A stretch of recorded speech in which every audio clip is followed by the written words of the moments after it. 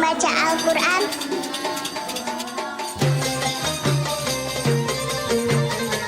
Ramadan segera tiba. Mari bersama bahagiakan sesama. Karena insya Allah buah kesalehan sosial kita, para insan tunanetra bisa membaca dan memiliki Al-Quran Braille. Dengan Rp60.000 kita bisa berwakaf 1 juz dari 30 juz Al-Quran Braille. Mari kita kunjungi kantor layanan wakaf Al-Quran Braille Ummi Maktum Voice, Jalan Pasir Salam nomor 31A Bandung. Atau silakan manfaatkan layanan jemput wakaf Al-Quran Braille dengan menghubungi 0811 911 0800. Rekening wakaf Al-Quran Braille BCA 810 0877 881 atas nama LSM Ummi Maktum Voice. Ramadan istimewa. Mari bersama bahagiakan sesama.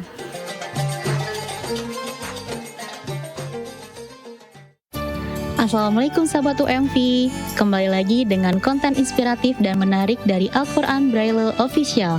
Dengan subscribe, like, komen, dan share konten inspiratif dari Al-Quran Braille Official, sahabat telah ikut berkontribusi dalam program pemberantasan buta huruf Al-Quran Braille. Mari kita simak video berikut ini.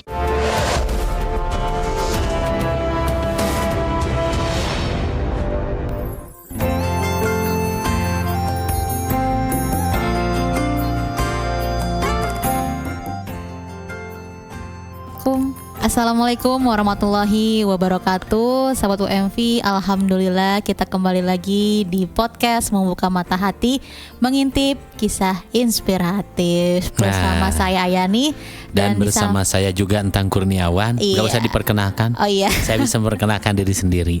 Iya Pak, udah pada kenal ya Pak ya? Terkenal. Udah terkenal ya, alhamdulillah. Nah Pak, di segmen podcast Membuka Mata Hati ini Pak, kita kali ini akan mengintip kisah inspiratif. Ada nggak Pak kisah inspiratif yang terjadi atau mungkin yang pernah Bapak alami gitu, yang bisa berbagi dengan teman-teman UMV? Kisah inspiratif ini bisa terjadi pada orang lain, juga bisa terjadi pada masa lalu kita. Terkadang mungkin boleh jadi apa yang terjadi di masa lalu dulu biasa-biasa aja. Iya. Tetapi ketika kita mengingatnya kembali, itu menjadi inspirasi tersendiri. Misalnya Bapak dulu, Bapak ini dulu oleh orang tua itu kan kondisi mata Bapak tidak bisa melihat. Iya. Nah, maka orang tua Bapak untuk mengatasi kondisi mata anak yang tidak bisa melihat ini, dia tuh tidak pernah yang namanya beliau itu mengurung Bapak di rumah. Sehingga Bapak harus keluar rumah. Nggak masalah, meskipun Bapak nabrak, meskipun Bapak jatuh, itu nggak masalah. Bahkan tak jarang kaki ini apa istilahnya ya, terkena duri, terkena serpihan kaca, itu sering kali. Tetapi itu tidak membuat ibu saya menarik saya untuk tetap berdiam di rumah. Jadi senantiasa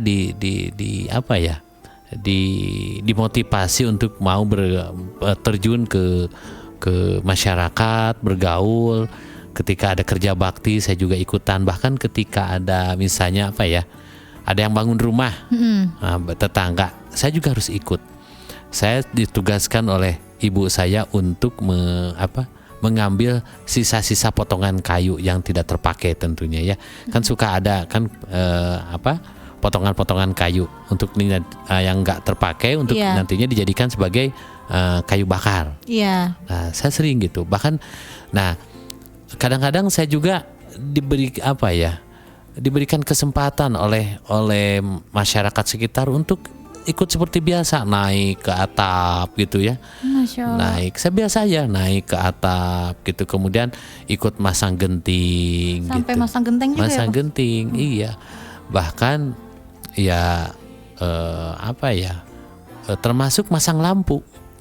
Lampu juga iya, Pak. Lampu. Pantesan beberapa bulan lalu aku mau meminta terminal stop kontak nih sama Bapak dibikinin gitu ya. Iya. Wow. Jadi Bapak terbiasa di rumah.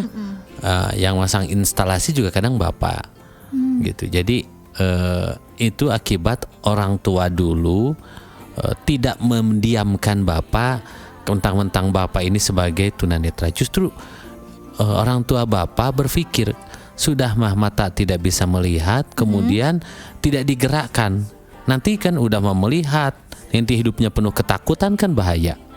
Maka oke, matanya tidak bisa melihat, tetapi jangan sampai dalam dirinya itu ada rasa takut.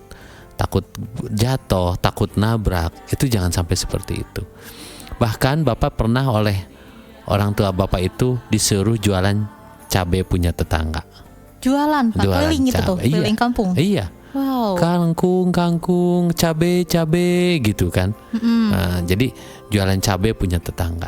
Dan sampai sekarang ini saya senantiasa kalau ketemu dengan tetangga itu saya senang mengatakan Bibi adalah orang yang memberikan kepercayaan sebelum orang lain. Yaitu jualannya adalah saya disuruh jualan cabe. Waktu itu harganya gitu ya, iya, waktu itu harganya 50 perak satu bungkus. Dan upahnya cuma apa? Upahnya makan. Jadi saya dikasih makan udah aja. Makan. Iya. Upahnya makan aja gitu. Makan aja. Pak? Iya. Gak pakai hitung-hitungan. Terus entah gimana kalau ada yang nipu. Nah, saya pernah berpikir itu juga. Saya bilang ke orang tua, "Ma, gimana kalau ada yang nipu?" Saya malah dipukul dan dicubit. Belum apa-apa sudah berprasangka sama orang. Kalau istilahnya tuh menyerah sebelum berperang gitu ya Pak ya. Jangan berprasangka kepada orang. Tugas kita mah berhati-hati sing hati-hati cenah. Misalnya bawa berapa bungkus cabai, kemudian sesudah jualan hitung lagi ada berapa cabai. Terus aja misalnya nih, dari yang punya saya hitung. Saya harus menghitung di depan orang yang punya cabainya oleh tangan kamu sendiri. Ada berapa bungkus? 1, 2, 3, misalnya ada 30 bungkus. Maka 30. Kemudian ada yang beli. Setelah dari rumah itu dihitung lagi ada berapa. Jadi setiap etapenya saya harus senantiasa menghitung. Pun sama. Selesai transaksi itu harus dihitung lagi ya Pak ya, kembali ya. Setiap transaksi kemudian hitung. Kemudian disiplin menyimpan uang. Nah, disiplin menyimpan uang sehingga harus tahu urutan. Ini uang lembaran pertama, kedua bukan lembar ya, koin pertama dari siapa tuh harus ingat. Gitu. Jadi yang penting ibu saya senantiasa mengajarkan kepada saya untuk bagaimana cara menyimpan uang, bagaimana cara menghitung barang dagangan, dan tidak boleh sekalipun kita berprasangka takut ditipu orang. Harus berprasangka baik harus ya Pak. Tetap berprasangka baik sehingga karena sesungguhnya yang menghalangi rezeki itu adalah prasangka. Prasangka kita sendiri gitu ya. Prasangka kita sendiri yang menghalangi rezeki itu. Saya dulu kalau berpikir bahwa saya takut ditipu orang, saya takut dizailin orang, itu orang tua saya malah mencubit atau memukul saya. Belum tentu orang seperti itu kamu sudah berdosa duluan. Iya, artinya betul. kita tidak boleh seperti itu. Tetap menyangka bahwa semua orang ketemu dengan kita itu orang baik, namun tugas kita tetap berhati-hati. Tetap hati-hati dan tetap disiplin juga ya Pak ya. Tetap disiplin. Seperti Bapak sekarang di kantor ini, saya menganggap semua teman-teman itu orang baik. Tetapi bukan berarti Bapak tidak berhati-hati. Maka ada SOP di kantor yang membuat seolah-olah apa ya, teman-teman ini harus berada dalam satu SOP itu, kan gitu. Jadi itulah yang menyebabkan Bapak memang sejak kecil oleh orang tua pertama dituntut untuk berani dengan kondisi yang ada. Jangan misalnya mata Bapak tidak bisa melihat, jangan diperparah dengan rasa takut. Kemudian yang kedua adalah Bapak tidak boleh berprasangka pada orang. Kuncinya adalah berani berbuat, hindari prasangka, insya Allah keberkahan ada. Masya Allah, berani berbuat, hindari prasangka ya sahabat ya. Berani berbuat, dan selama itu yakin kebaikannya maka berani. Berani ya Pak, selagi itu positif ya Pak ya. Selama kita yakin kebaikannya, kita harus berani berbuat. Maka orang tua saya dulu sangat tidak ingin anak yang tidak bisa melihat ini menjadi gak bisa berbuat apa-apa. Saya tetap oleh orang tua saya suka dikasih golok untuk mencari kayu bakar, tetap dikasih yang namanya dulu parang atau apa ya, celurit untuk membersihkan rumput-rumput. Dan saya pun sama pernah dikasih tambang untuk mengembalakan kambing di kampung itu. Jadi alhamdulillah, makanya saya sama kambing gak terlalu takut, tapi sama kucing saya malu. Oh iya. karena kalau kambing udah biasa ya Pak ya, digembala dari kecil gitu kan. Karena kan pernah nginjek kucing sampai mati, itu yang keinjek. Makanya saya di rumah tuh paling takut ada kucing. Kenapa? Kan kucing mah jarang bersuaranya. Iya. Nah, tahu-taunya kalau udah keinjak wek. Iya. Ya mending kalau ada yang gigit gitu ya. Mending kalau yang gede. Kalau yang kecil banget. Iya. Nah, itu masih kerasa karena ngilu. Jadi kadang-kadang saya keluar ketemu kucing itu yang ngilu tuh telapak kaki sampai ke badan tuh ngilu. Oh gitu. Jadi bukan takut gitu. Tapi ngilu gitu tapi ya Pak. saya punya masa lalu yang kurang menyenangkan. Nah, tadi kembali bahwa sesungguhnya kejadian kita di masa lalu, misalnya oleh orang tua diperlakukan. Dulu saya berpikir gini Ayani, orang tua saya tuh kejam ya. Masa nggak ada kasihannya pada orang yang tidak melihat diperlakukan begini. Ternyata sekarang terasanya. Efeknya sekarang ya Pak ya. Makanya alhamdulillah bolak-balik Bandung Karawang biasa. Bandung Karawang tiap hari itu ya Pak ya, Masya tiap hari. Allah. Bahkan waktu menunaikan haji itu saya sendiri. Sendiri Pak? Sendiri. Ya nggak mungkin lah sendiri dengan jutaan ya. Iya, atau dengan minimal dengan ratusan yang satu kloter. Tapi ya istilahnya apa ya? Yang biasa sehari-hari nemenin itu nggak nemenin karena memang ya namanya ibadah haji ongkosnya juga tinggi. Jadi saya menunaikan ibadah haji seorang diri. Jadi saya ditawarin oleh seseorang pergi ibadah haji dan saya tidak meminta untuk pendamping. Saya pergi aja. Entah cina nggak minta atau pendamping, saya sudah bisa pergi haji aja sudah bersyukur. Saya nggak mau nuntut. Semoga nular ya Pak ya. Alhamdulillah. Jadi mudah-mudahan kita pun kalau kita meyakini bahwa yang diperbuat oleh kita itu baik dan itu bisa melahirkan kebaikan, rasanya nggak ada alasan untuk kita tidak berani. Dan lagi-lagi jangan pernah berprasangka buruk. Misalnya Bapak berprasangka sama karyawan Bapak. Waduh, tiap hari Bapak harus ngantor, nongkrongin, siapa yang wakaf, catat aja sebagaimana kan gitu. Enggak, yang penting kita sudah buat SOP-nya jalan. Tak boleh ada prasangka, tetapi hati-hati adalah bagian dari ibadah kita. Rumah kita dikunci bukan berarti menyangka akan ada pencuri, bukan. Tetapi mengunci pintu adalah ibadah bagi kita. Menjaga gitu ya Pak, lebih berhati-hati lagi. Nah begitu. Alhamdulillah, berarti ini bisa menjadi salah satu renungan untuk kita semua sahabat yang kita masih diberikan nikmat kesehatan ya, nikmat penglihatan gitu. Walaupun minus ya, sudah low vision. Low vision ya Pak ya. Kemarin juga Aulia bilang kalau misalnya minus itu udah masuk ke low vision katanya. Iya, gitu. memang begitu. Ya, tetapi kan mau low vision, mau minus, apapun itu namanya selama bermanfaat kenapa tidak? Iya. Jangankan low vision atau minus, ini aja tidak bisa melihat, selama dengan tidak melihat ini Bapak masih bisa berbuat manfaat, kenapa harus takut? Bahkan saya mensyukuri, boleh jadi kalau mata saya tidak bisa kalau saya bisa melihat, belum tentu bisa memiliki sedikit apa yang bisa kita perbuat hari ini. Jadi Bapak itu ditakdirkan mata Bapak tidak bisa melihat agar bisa bersama-sama kamu mengerjakan sesuatu yang bermanfaat buat orang. Ya, alhamdulillah bersama-sama kita bergotong royong dan berkontribusi ya Pak ya. Dan buat Bapak mencoba berpikir bahwa mata Bapak yang tidak bisa melihat ini adalah karunia dari Allah. Kan sesuatu itu menjadi karunia atau tidak tergantung kita. Mensyukuri atau tidak gitu. Ya, tergantung kita yang memanfaatkan. Misalnya nih, kamu oleh Bapak dikasih baju butut gitu ya. Iya. Ya kan? Dikasih baju butut itu, kamu marah. Padahal kamu nggak nyadar, itu di bawah kaki kamu tuh kotor. Iya, manfaatnya kan? Untuk apa dulu? Manfaatnya gitu. untuk apa kan gitu. Yang penting kan kamu tiba-tiba untuk keset. Lo kok rendah sekali. Lo siapa bilang kaki menjadi bersih gimana? Iya. Jadi gak ada masalah. Pantang mau seperti keset. Lo kalian mau buat orang lain bersih. Ini karpet diinjak ya kan gitu. Membuat kaki menjadi tidak dingin kan gitu. Iya. Terlihat lebih bersih. Jadi segala sesuatu tuh lihat dulu manfaatnya. Saya begitu. Jadi apapun yang Allah berikan pada kita itu baik, tergantung kita mensikapinya dan menggunakannya seperti apa. Ya kan?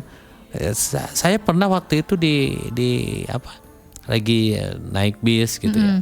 Tiba-tiba dikasih uang GoPay perak gitu. 500 perak. Iya. Saya dikasih, padahal saya mau cari tempat duduk waktu itu. Saya katakan terima kasih Bu, terima kasih. Dalam hati, ya Allah, mudah-mudahan dengan uang GoPay ini bisa membuka jalan untuk saya punya ongkos ibadah umroh. Alhamdulillah, 2 bulan dari situ saya bisa umroh. Alhamdulillah. Itu ya Pak, keyakinan itu ya. Iya.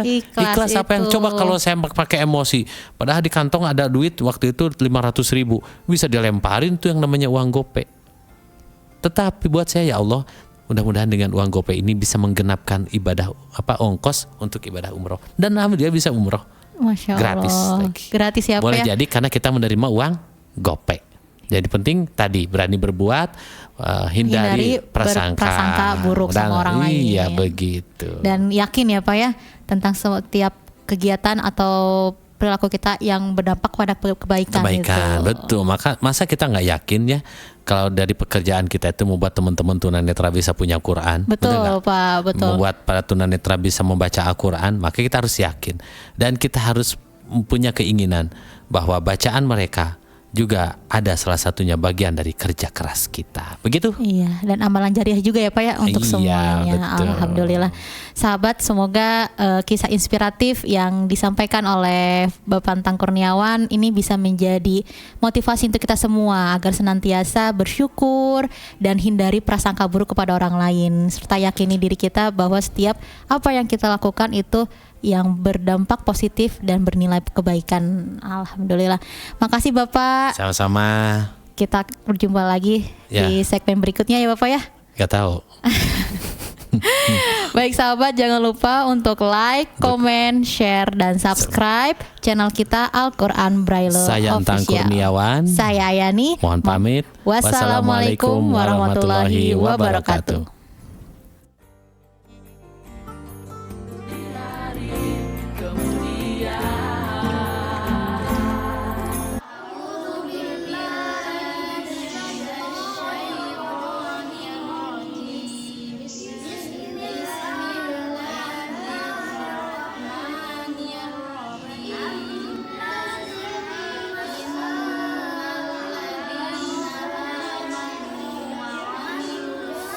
Yuk kita belajar membaca Al-Quran.